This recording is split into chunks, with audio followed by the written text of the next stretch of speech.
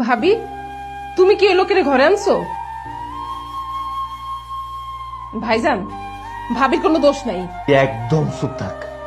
আমরা স্বামী স্ত্রীর ভিতরে একটা কথাও কবি না।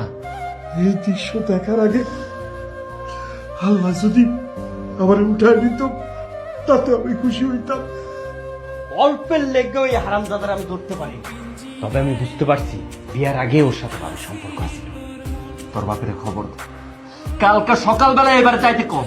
আপনার মাইয়া একটা অসতী, পেটে বাচ্চা নিয়ে পরকিয়া করে ধরা পড়ছে।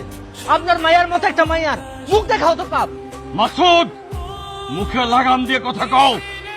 মাসুদ ভাই, তুমি ভাবিকে আটকাও। জরিফা, এই সব স্বপ্ন শেষ করে রাখি, সবার সামনে ভালো সাজা নাটক করো না। পাত্রে খাইলা সে পাত্রে লাথি মারতেছ তুমি। আল্লাহ তোমার বিচার করবো, এই দুনিয়াতে তোমার বিচার হইব।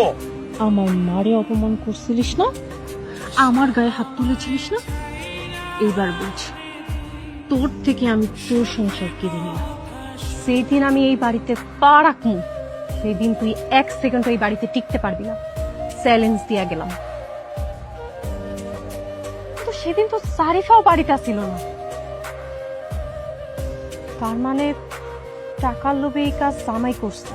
কুত্তার বাচ্চা, তোরে আমি ডিভোর্স দিমু।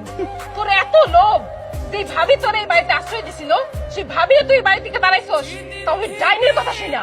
এই বাপে, এই খবরদার, মুখ সামলায় কথা বল। তোর বাপ তো একটা লুলা, সারাদিন হুইল চেয়ারে বসে থাকে, কোনো কিছু তো শুনবেও না। আর তোর ভাই, ও তো এখন আমার কথাই চলে। তোর ভাই তো তোকে একটা মশার মতন বিশ্বাস করে।